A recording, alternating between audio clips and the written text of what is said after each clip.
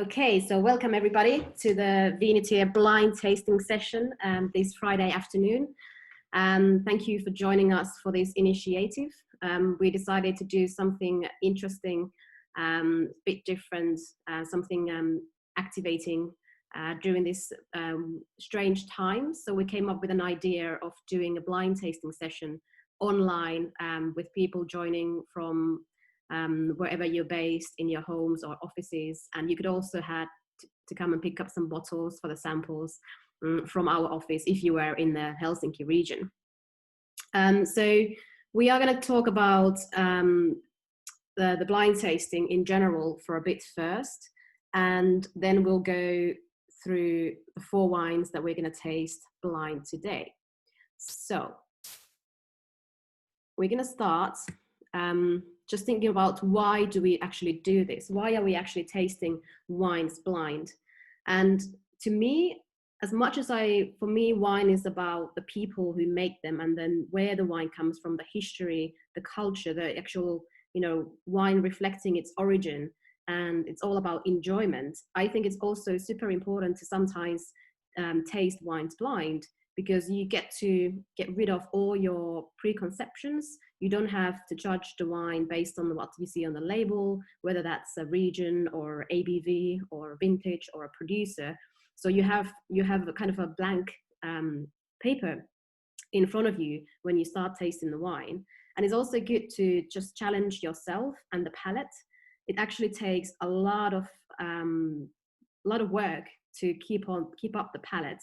So when I passed the MW tasting exam 2018 summer, I think that was really the point in my career when my palate was the sharpest. And now it's kind of fading away as I don't taste that much wines, especially I don't taste that many more wines blind nowadays than I was doing at that time. So it really takes a lot of work to keep the palate fresh and to keep it in shape.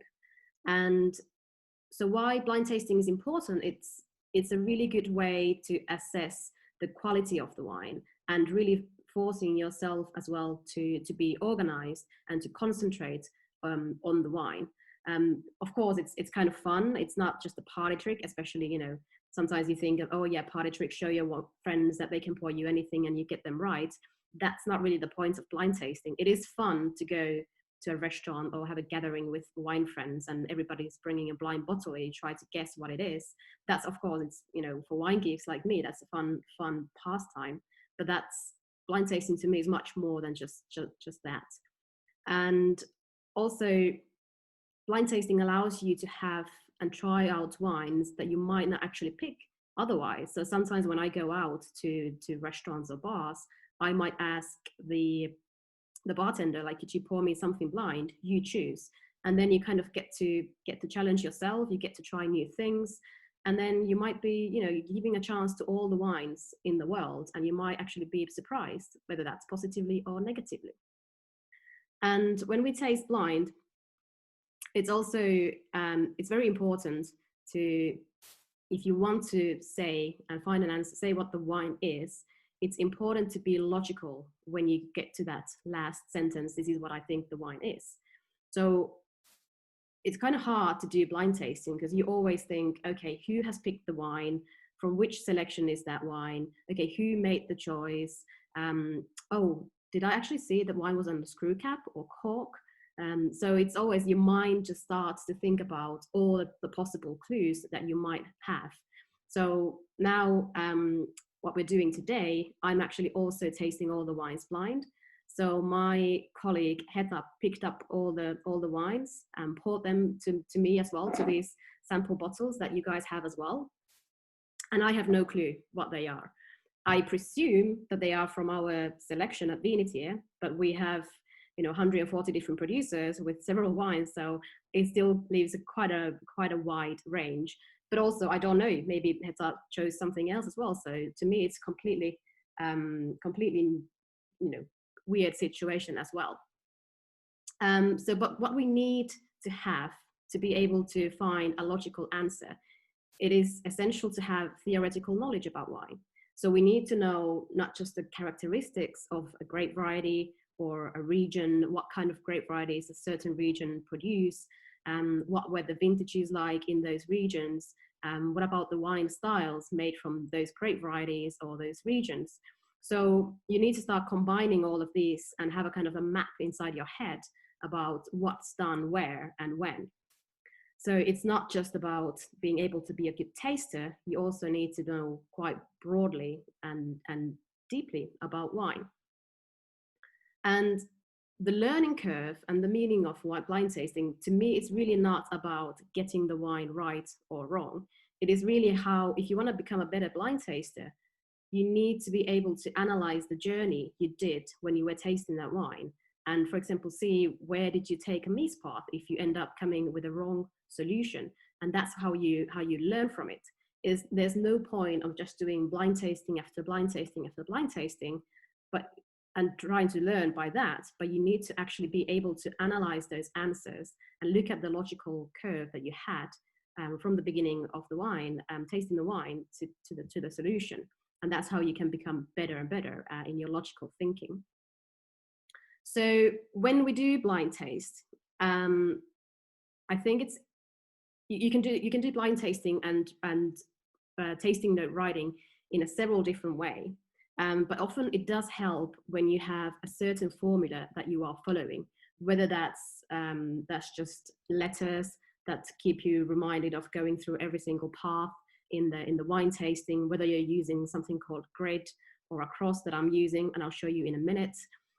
It doesn't really matter what the way you're using is. What matters is that you have to go through every single part of the wine and not dismiss anything.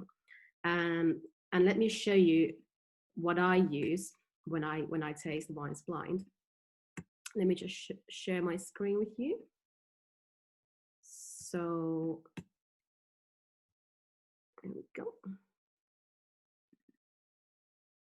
Okay, hopefully you can now see a cross and a grid table on my screen.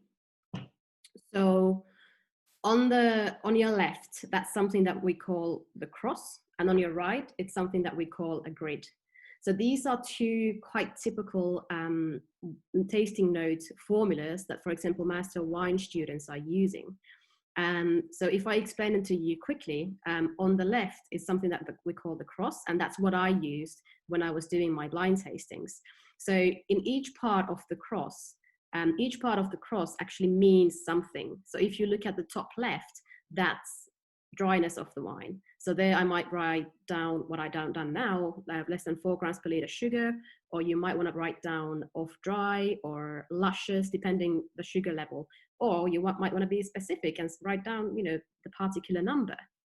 Then on the right-hand side, I have words that I describe for acidity. So I wasn't tasting wine 1, I was just putting down words for certain wines. So in particular wine, I might be describing the acidity as high and crisp as its nature. Then if we go to the bottom left, that's where I put down the ABV of the wine. And on the bottom right, that's where I would write down, for example, the texture or the tannin of the wine, depending if it's a white or red. And then in the middle, I've done the color on the top middle, the aromas in the left middle, the flavor and the body on the right middle. And then at the bottom, I've used my letters for quality, which are BLIC. So B for balance, L for length, I for intensity, and C for complexity. So that's how I would, when I do blind tastings, and especially if I do them in a timed condition, this is a way for me to really have very little time used when I can skip the words like acidity, tannin, alcohol, and so forth. The same thing goes for the grid that you can see on the right. So you would only write those words that you want to look into in every single wine. It is the color, aroma, flavor, dryness, and so forth. You would only need to write that sentence, so that particular word once, and then in each grid, each bracket, you would write down the way that you would describe that particular wine. So this is a way to do blind tastings in a time condition when you actually when you don't need to for example, you know, this is not something that you would show to people, but based on these, you would, for example, make your arguments, whether that's a wine tasting competition, or whether it's master wine exam, or whatever that is. So this is just 2 ways of going through, making sure that you think about every single aspect of the wine. But of course, like I said earlier, you might have just a list of letters saying A for acidity, T for tannin, D for dryness. So it's just important to go through all of those things when you blind taste a wine, or when you taste a wine in general. And I hope you now have all the 4 little sample bottles next to you. And what I normally do when I taste blind, I try to have as much as possible similar conditions for every single wine. So for example, now I've used my old tasting glasses that I bought from Riedel when I was doing my exams. I have a set of 12 of these glasses, all similar. They could fit easily into a carton box that was used to drag around in London, going from one tasting to another. And I would always use these glasses, because that would be allowing me to always judge the wine from similar glasses. So you should now have 4 of these similar, if possible, but at least have 4 different wine glasses in front of you, and then the 4 bottles that are numbered from 1 to 4. Just to be very, very secure that I don't mix up anything, I've written down a number here. So this says number 1, this says number 2. So I actually know which glass is going to be which wine. And what we're going to do now is we're going to go through the first wine and write our tasting notes, and then discuss that wine. And then we do the same for the last 3 wines, and then discuss all of those after each other. So also you should have a piece of paper in front of you. And even if I'm doing this exactly like you are, I did have double bottles. So I actually already done my tasting notes, and my booklet looks like this. So there are 4 crosses with a lot of words. I can hardly read them myself, so you can probably not read them either. But I just wanted to make sure that I can actually concentrate on the wines as I'm still presenting all the time. So I wanted to taste them beforehand. But I will do a retaste with you as well.